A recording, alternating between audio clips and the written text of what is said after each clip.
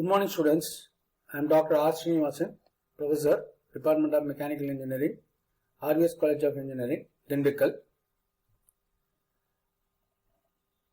Your university examinations are nearing. Now the question paper is not of descriptive type. Instead of that, they go for multiple choice questions. So to get an understanding about multiple choice questions, I post this video. This video is for the subject robotics. In some colleges, the subject robotics is given as regular elective and the code is ME8099, and in some other colleges it is given as open elective and the code is OAE751. In both the cases, ME8099 as well as OAE751, the syllabi for both the codes are same. So the students can use this video for ME8099 as well as OAE751. So this video is for the first unit, Fundamentals of Robot.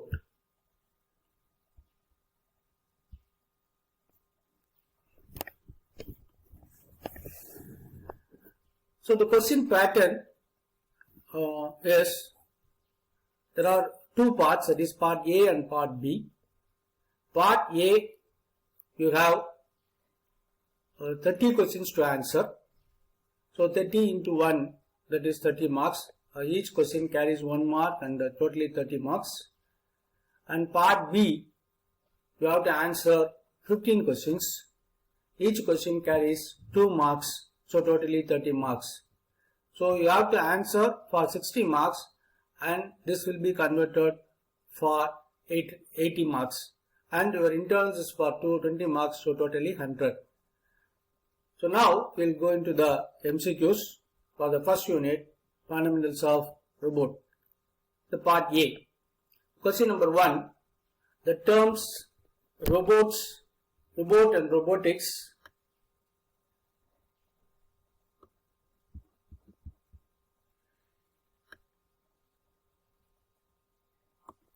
were introduced by A.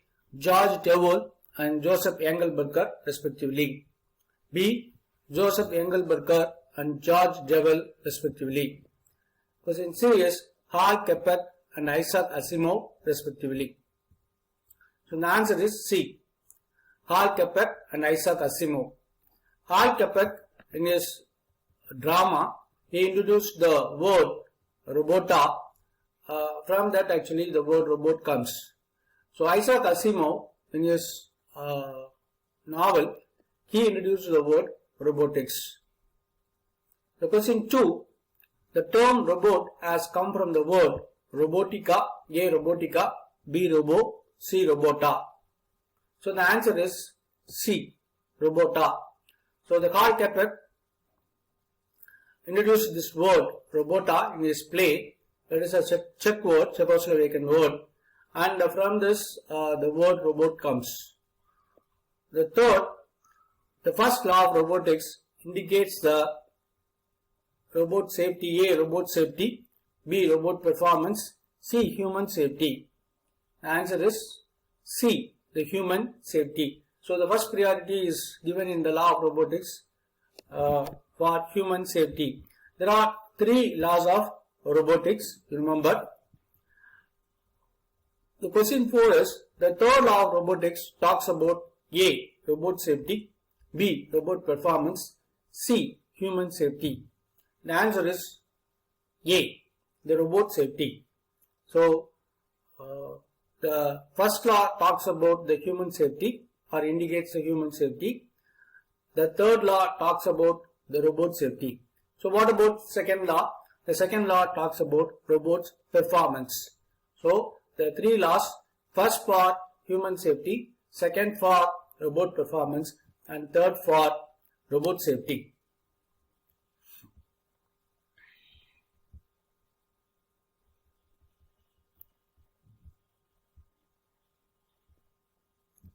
So the fifth question is, In a robot manipulator, the joint connecting upper arm and the base is A. Shoulder, B. Elbow, C. Waist. So the answer is A. Shoulder. So the robot is a linked arm.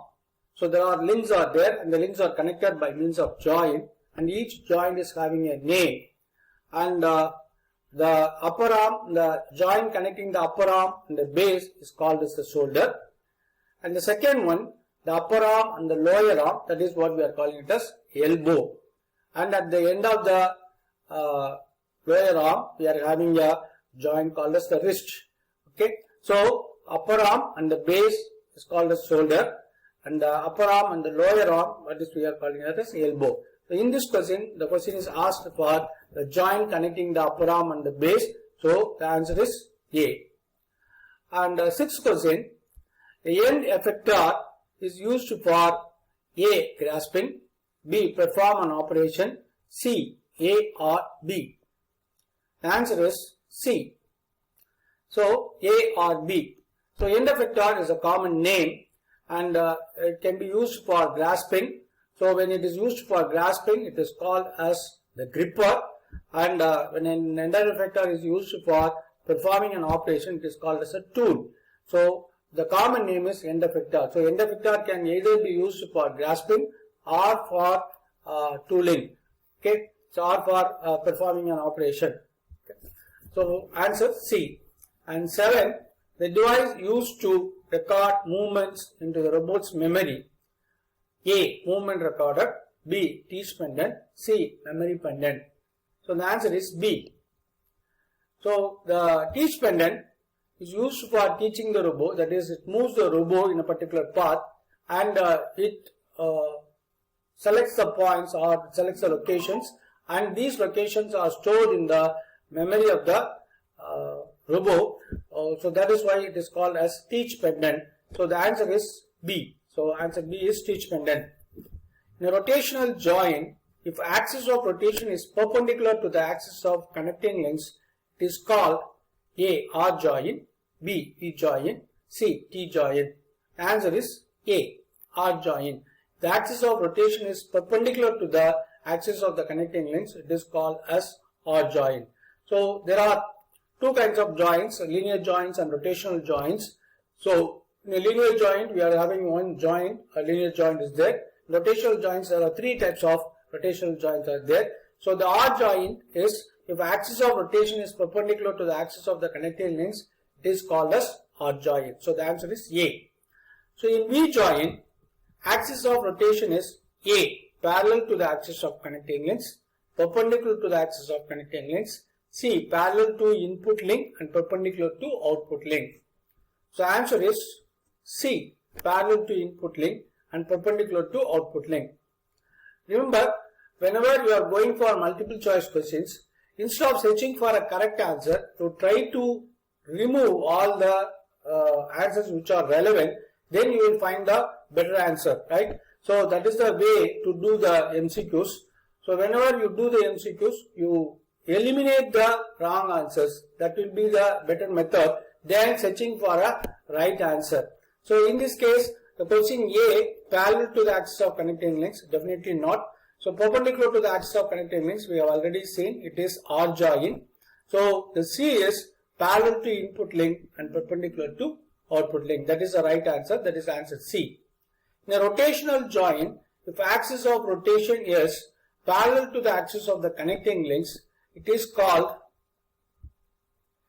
A, R joint, B, V joint, C, T joint. So the answer is C, T joint. So simply remember, if the axis of rotation is parallel to the connecting links, it is called as T joint. Perpendicular to the connecting links, it is called as R joint. In the parallel to input link and perpendicular to the output link, then the joint is called as V joint. Please remember these three joint types, rotational joint types.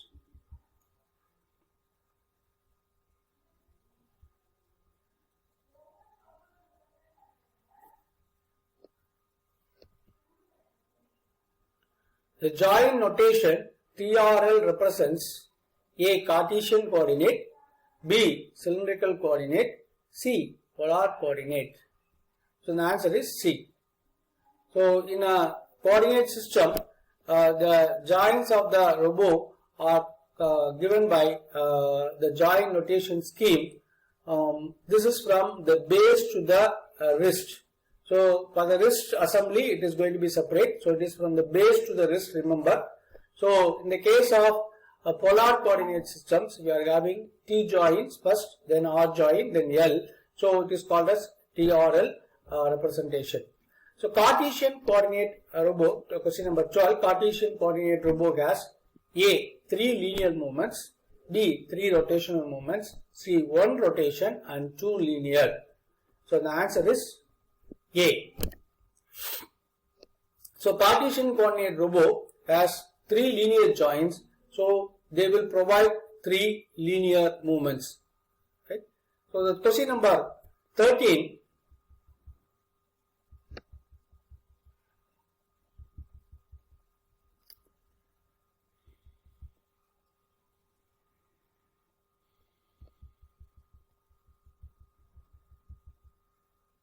In this coordinate system, all the joints are rotational. A, cylindrical, B, polar, C, jointed arm.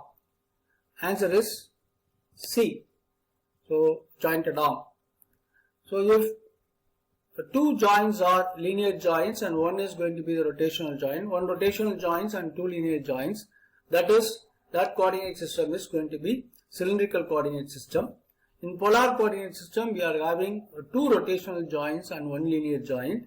And in jointed arm, all the joints are rotational. So answer C is correct.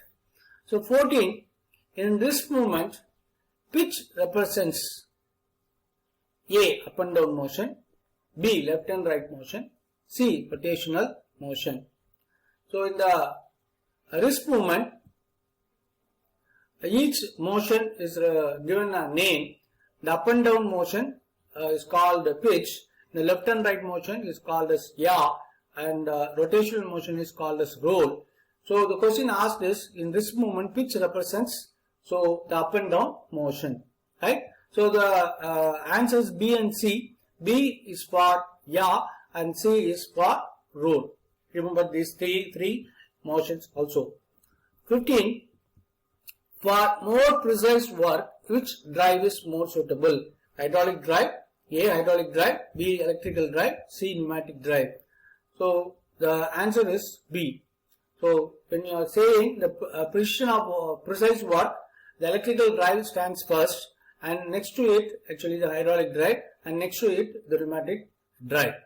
So for more precise work, electric drive is more suitable. Question 16. For high load carrying capacity, which drive is more suitable? A, hydraulic drive, B, electrical drive, C, pneumatic drive. So in this case, the answer is A, hydraulic drive. Because of high pressure used in the hydraulic systems, the force obtained is higher in the case of hydraulic drive. So it is used for heavy load applications. So when we are talking about high load carrying capacity, the load carrying capacity is high for hydraulic drive. Next is electrical, and third one is pneumatic. So this is the order. So high load carrying capacity, the drive is hydraulic drive. 17. The disadvantage of pneumatic drive is A, leakage of fluid, B, low payload capacity, and C, quicker operation. So the answer is B. The reason is leakage of fluid, that is the disadvantage of hydraulic system. A quicker operation, that is the advantage of pneumatic drive.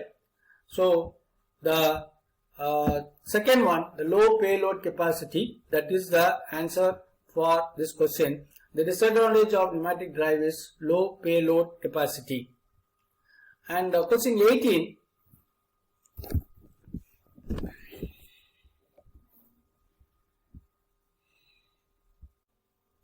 Which of the following is true? Answer A. Limited sequence robots use feedback.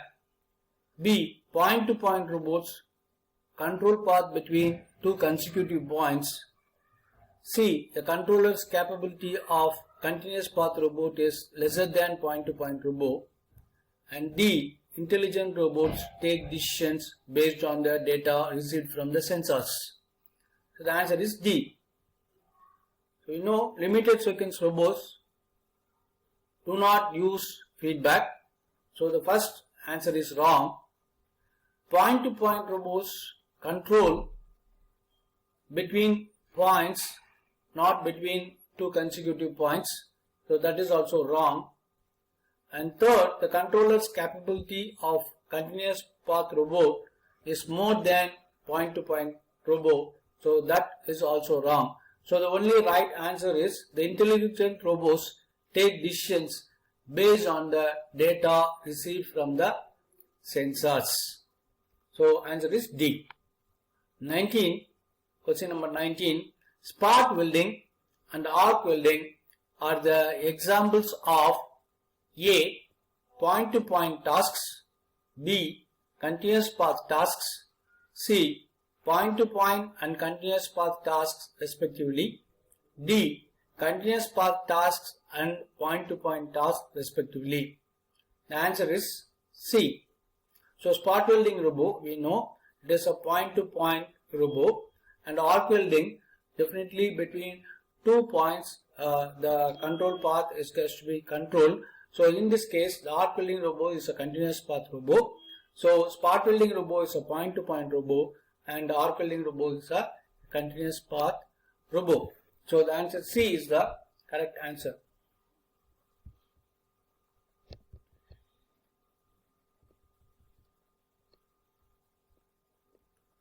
So question number 20.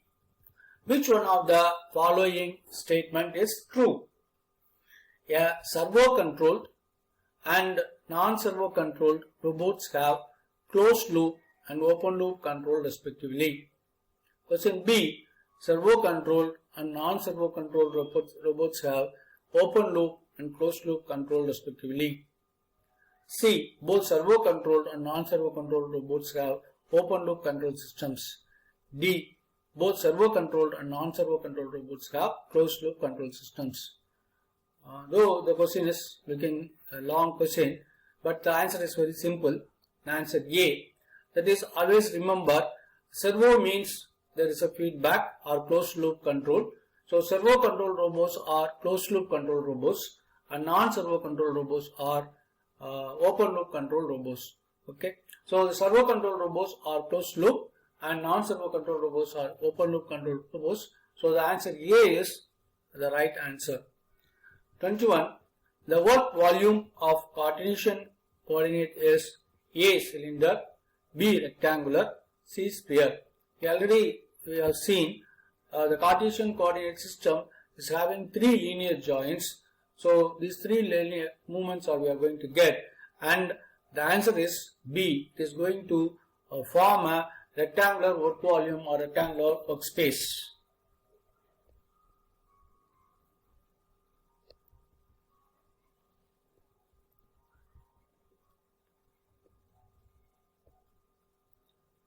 Spherical work volume, question number 22. Spherical work volume belongs to which coordinate system? A. Cartesian, B. Polar, C. Cylindrical. So the answer is very simple. It is going to be polar, because Cartesian coordinate robot, which is going to form the rectangular workspace, and cylindrical coordinate system is going to form a cylindrical workspace. Obviously the spherical work volume belongs to the polar coordinate system. So answer B is the correct answer. 23. Which of the following coordinate system has more accuracy and repeatability? A. Polar, B. Cylindrical, C. Cartesian. So answer is C, the Cartesian. So the more accuracy and repeatability is for Cartesian coordinate system. So though the work volume is workspace is less for Cartesian coordinate system, the accuracy and repeatability is going to be more for Cartesian coordinate system. Which of the 24, which of the following coordinate system has larger work volume? Cartesian, A. Cartesian, B. Cylindrical, C. Spherical, D. Jointed arm. So answer is D. So this is the order I can say from Cartesian, which is having low work volume, and next to it is cylindrical, next to it is spherical, and finally the jointed arm. So it is in, you can say it is in the ascending order. This order is, that is A Cartesian, which is having lesser work volume, and cylindrical, which is better than the Cartesian, spherical, which is more work volume than the cylindrical, and jointed arm, which is having more work volume than the spherical. So answer is D, the jointed arm. For a robot, you need to be considered a functional industrial robot. Typically, how many degrees of freedom would the robot have? A 4, B 5, C 6, D 7. So the minimum degrees of freedom required for a robot is 6 degrees of freedom to act as a functional industrial robot. So answer C is correct. So C is 6. Question number 26. Accuracy of a robot is A. Control resolution plus mechanical accuracy. That is control resolution plus mechanical accuracy by 2. That is 0.5 of control resolution plus mechanical accuracy. C. Mechanical accuracy alone. So the answer is B. The accuracy of the robot is control resolution plus mechanical inaccuracies divided by 2. That is 0.5 control resolution plus mechanical accuracy.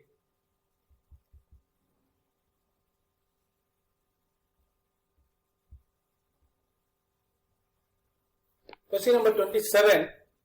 Repeatability of a robot is A plus or minus 3 sigma, B plus or minus 2 sigma, C plus or minus 4 sigma. So the answer is A, is plus or minus 3 sigma. So this one end it is going to be plus 3 sigma, and another end it is going to be minus 3 sigma. So the entire thing is going to be plus or minus 3 sigma. So that is the repeatability of the robot. Answer A is correct. So now we are going to see the part B. So question number 28. This is a part B question, analytical question. A robot has one sliding joint with a full range of 1 meter. The control memory has 12-bit capacity. What is its control resolution neglecting mechanical inaccuracies? A 0.488 mm, B 0.244 mm, C 0.111 mm. So the control resolution, the hint given is the control resolution is equal to range by 2 to the power of n. So the range is 1 meter. So I am taking 1 meter. So 2 to the power of n. N is the bit capacity. So 2 to the power of 12. Okay. So n is the bit capacity. So 2 power 12. So 1 by 2 power 12, that is 1 by 4096 is equal to 0.000244 meter. So it is because the range is given in meter, it is going to be given in meter also. So now if you are converting it into mm, so you have to multiply it with 1000. So what we are getting is 0.244 mm. So that is the answer. Answer is B, 0.244 mm.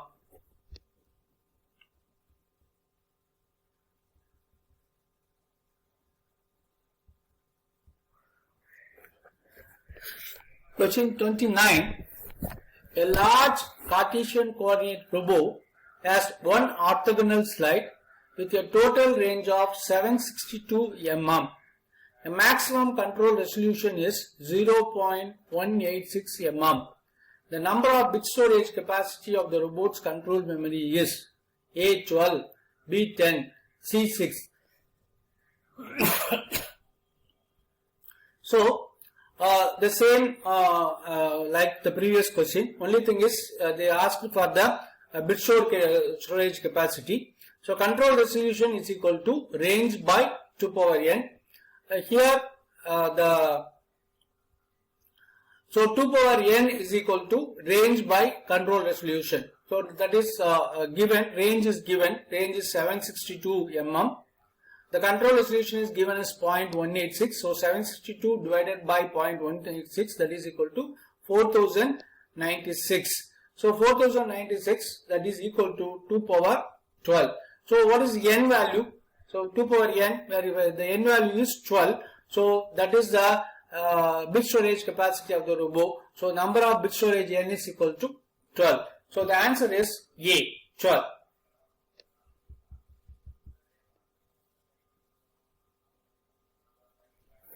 Question number 30. A robot has a control resolution of 0.25 mm and mechanical inaccuracies are 0.025 mm. The accuracy of the robot is A, 0.275, B, 0.1375 mm, C, 0.55 mm. So we know the accuracy of the robot is equal to control resolution plus mechanical inaccuracies divided by 2. So that is equal to 0.25, that is the control resolution, plus 0.025, that is mechanical inaccuracies, divided by 2, that is equal to 0.1375. The answer is B.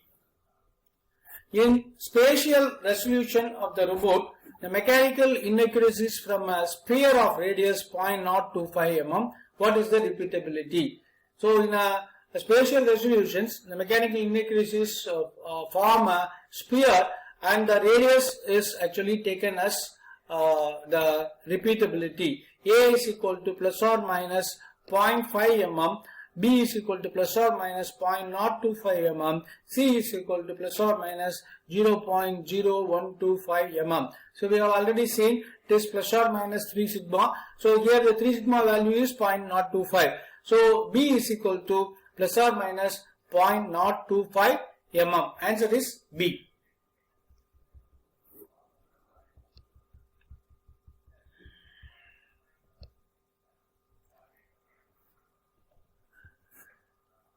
Question 32. One of the axes of the RRL robot is a sliding mechanism with a total of 0.7 meter. Okay, RRL robot and its sliding mechanism with a total of 0.7 meter. The range is. The robot's control memory has 10-bit capacity. The mechanical inaccuracies associated with the arc has a standard deviation of 0.1 mm. The defined accuracy of the axis is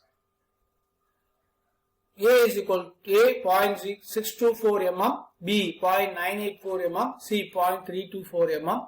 The answer given is B. So we'll see how it is derived. So the accuracy of the robot is equal to control resolution plus mechanical inaccuracies by 2. That is already known. So control resolution is equal to range by 2 power n. This formula we already known. So range is given as 0.7 divided by 2 to the power of 10 because it is n is equal to 10. The bit capacity is 10. So what we are arriving is 0.7 by 1024 is equal to 0.000684 meter, which is equal to 0.684 mm. Right? So control resolution we know. Second is mechanical inaccuracies, because we need control resolution as well as mechanical inaccuracies. Control resolutions we found out. Mechanical inaccuracies equal to 6 sigma. So what is 6 sigma? Here the sigma value is given as standard deviation is sigma. Sigma value is given as 0.1 mm. So 6 into 0.1, that is equal to 0.6 mm. So the accuracy of the robot is equal to 0.684, that is the control resolution. 0.6 is the mechanical inaccuracies divided by 2, that is equal to 0.984 mm. That is question answer B. Okay, that is question 32. For the same problem, the repeatability of the axis is, as we know, the repeatability of the axis is plus or minus 3 sigma. So A is equal to plus or minus 0.3 mm, B is equal to plus or minus 0.6 mm, C is equal to plus or minus 0.2 mm. So we know the standard deviation given is 0.1 mm. So plus or minus 3 sigma. The standard deviation sigma is 0.1 mm. The repeatability of the axis is plus or minus 3 sigma. So the answer is plus or minus 0.3 mm. The answer is A. It is given as B. It is wrong actually. The answer is A. A plus or minus 0.3 mm.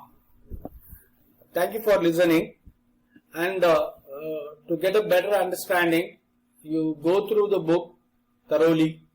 By that only you can answer the MCQ questions. This is sample MCQ questions. So you learn this also.